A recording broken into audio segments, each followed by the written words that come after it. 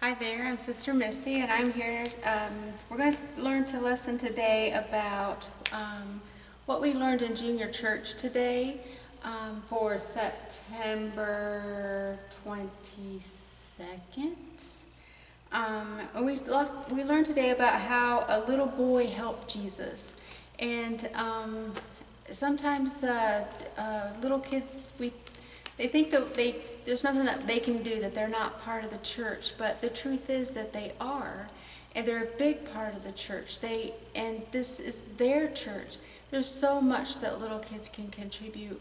There's been many a times when I have felt like, what am I doing? Is there any, am I getting an impact? Am I really doing anything for the amount of time and effort that I put into it? And one time, this little one, Miss Sadie, I was feeling very discouraged that day, and she just came up to me as we were heading into the junior church, and she held my hand, and she said, "I was you." And that was enough to give me courage that, yes, this is worth it. Yes, it takes up a lot of my time. Yes, my dishes are dirty at home, but it's so worth it. And so little kids have great impacts. So many times that they've given a little card. Their faith is so encouraging. And so we're going to talk today about how a little boy helped Jesus. So if you missed junior church, or if you just want to watch again, then you have the opportunity. This is in the Bible from Matthew 14, verses 13 through 21. It's also in Mark chapter 6, and it can also be found in John chapter 6. And our memory verse for today is, "Give, and it shall be given unto you." So let's see what the little boy did when he gave, how he helped Jesus. So, normally I have my youngins that help me, and I don't have a big tree, but there's a big tree there. It's supposed to be. It can be, you don't have to be. And we got our people. And we talked about how when we say that there was a big crowd, we mean there was thousands and thousands of people. And I've been to some concerts. I remember going to see Third Day and stuff, but I don't know if there was more than 1,000 people there. Might have been, but I don't know that I've ever been in a situation where I was among 5,000 people. I mean, that would be incredible, and just the experience of that. And but anyway, we'll get into our lesson. Jesus, why am I keep losing Jesus. Oh, there he is. Okay. Thank goodness you don't ever lose me. Okay, so there we got Jesus sitting on the rock. All right. Crowds and crowds of people always followed Jesus. On some days he was so busy teaching and healing that he hardly had time to eat. Jesus loved the people, but sometimes he needed a rest. One day he suggested, "Let's go away from the crowds for a while to rest." The disciples thankfully agreed, and they all clambered into Peter's boat and set off across the lake. But as they drew nearer to land, they saw that the quiet spot that they had chosen was thronged with people. The people had seen the boat leave, and they had raced around the shore, arriving ahead of Jesus and the disciples. The Bible says that Jesus had compassion for the people. And we've talked a lot about that word compassion. Compassion means more than feeling sorry. It means more than having sympathy or empathy. It means that you have those feelings, but you also have a desire to help. I can say I'm sorry that that's happening to you, but then to have to find a way to help you is another thing. I can say, oh, I feel for you, but then to do something about it takes compassion. And we talked about, in junior church, we talk a lot about the character of the people that we're talking about, whether that be of Abraham, of Isaac, if it's of Elijah or David. Oh, I love when we talk about the character of David and Joseph. We talk about their character. These were real people. What made them so profound that they were part of the Bible. We talked a lot about Ruth and Esther, how they are the only two women who are, not only are they in the Bible, but they are the name of the book of the Bible is their name, and how their character, and how I'd like to have that kind of character. But we talked about the character of people. We talk about the character of the people that we're discussing. We talk about what does that show me about God, and we also talk about what does that have to do with me today. You know, we're talking about things that happened so long ago. What does that have to do with me? So we talk about all those things in junior church. But when we talk about the character, everything that we learn about Jesus, everything that Jesus was, everything that he did, all of his character, we're seeing God the Father. So if you want to know how God feels, how he thinks about you and how he feels about you, what is his plans for you, look at Jesus. Look at how Jesus treated the lost. Look at how he treated the ones that the society had outcast. My favorite interaction with Jesus, I have several of those, but my mostest favorite is Jesus and the leper man. I love that encounter because the leper had everything to lose, but really he had nothing. He was outcast. He couldn't touch anyone. Oh, I so get away from the whole lesson. He couldn't touch anyone. He couldn't be near anyone. And if anybody came anywhere close to him, he had to yell out, "Unclean, unclean." And I can't imagine how that must feel. To be, what you say about yourself, you feel about yourself. So he felt unclean, just like the sores that were all over his body. He must have felt unclean, and he couldn't be touched by anyone. And but that leper came to Jesus, and he risked a lot because he could have been stoned for this.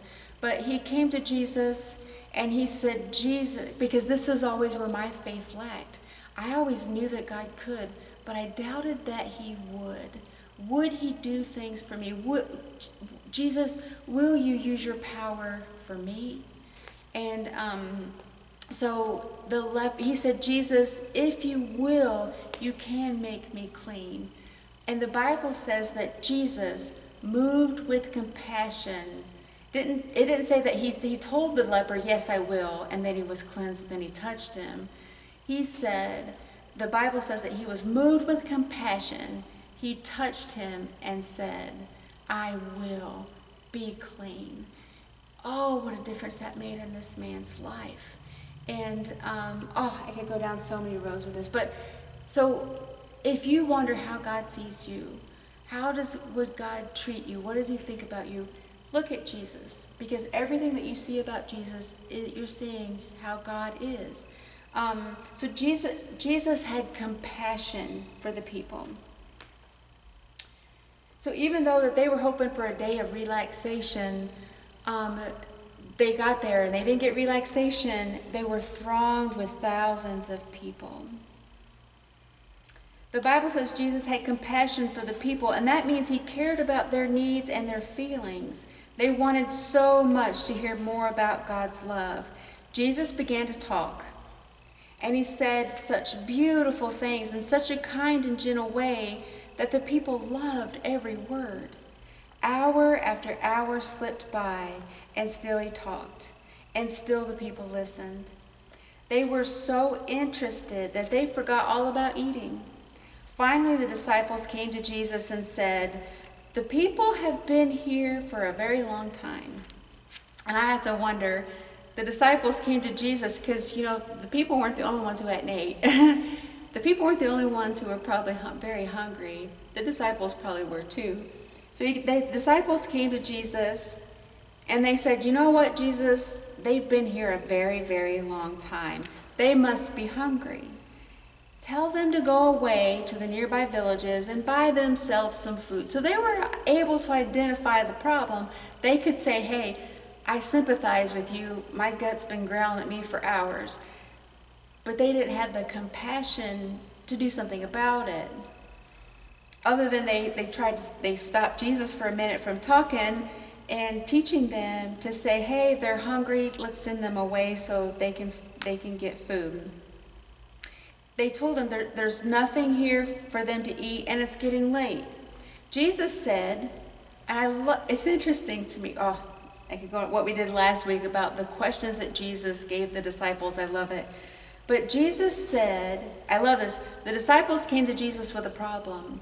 And Jesus said, give them food. Give them something to eat.